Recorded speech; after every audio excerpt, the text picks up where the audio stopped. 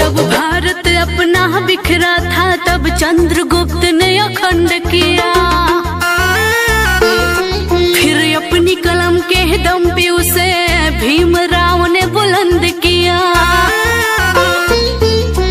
जब भारत अपना बिखरा था तब चंद्रगुप्त ने अखंड किया, फिर अपनी कलम के दम पे उसे भीमराव ने बुलंद किया।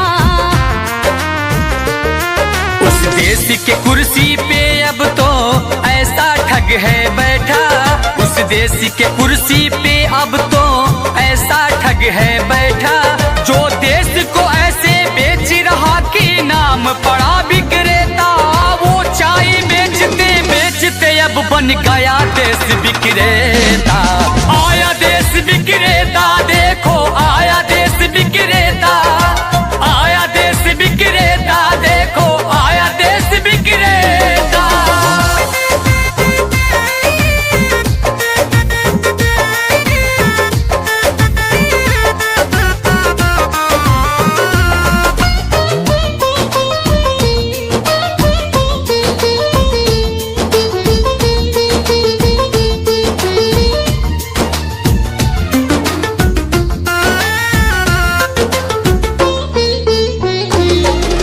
काला धन लाऊंगा कह के भारत का कोष भी साफ किया, श्रमिकों को भूखे मार रहा, धनिकों का कर्ज भी माफ किया।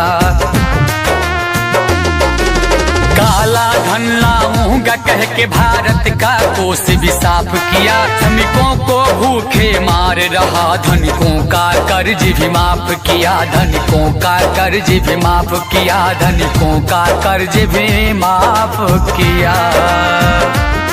लाखों का सूट पहन के भी खुद को फकीर है कहता, जो देश को ऐसे बेच रहा कि नाम पड़ा विक्रेता। वो चाय बेचते बेचते अब बन गया देश विक्रेता। आया देश विक्रेता, देखो आया देश विक्रेता, आया देश विक्रेता, देखो आया देश विक्रेता।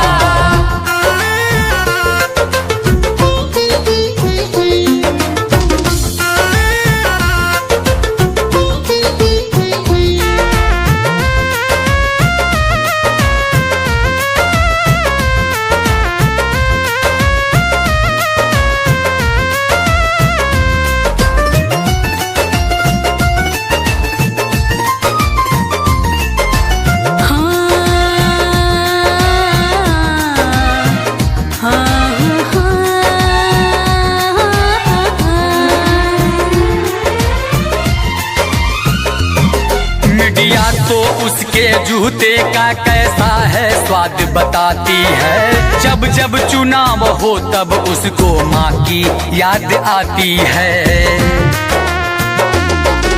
मीडिया तो उसके जूते का कैसा है स्वाद बताती है, जब जब चुनाव हो तब उसको माँ की याद आती है, माँ की याद आती है, माँ की याद आती है।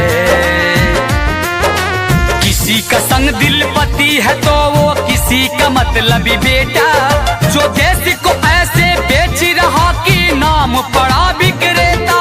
वो चाय बेचते बेचते अब बन गया देश विक्रेता।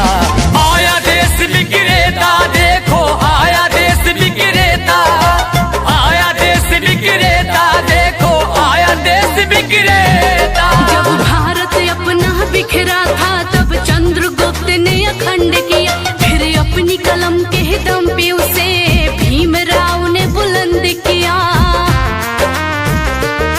उस देश के कुर्सी पे अब तो ऐसा ठग है बैठा, उस देश के कुर्सी पे अब तो ऐसा ठग है बैठा, जो देश को ऐसे बेच रहा कि नाम पड़ा विक्रेता। वो चाय बेचते बेचते अब बन गया देश विक्रेता। आया देश विक्रेता, देखो आया देश विक्रेता, आया देश विक्रेता, देखो आया देश विक्रेता।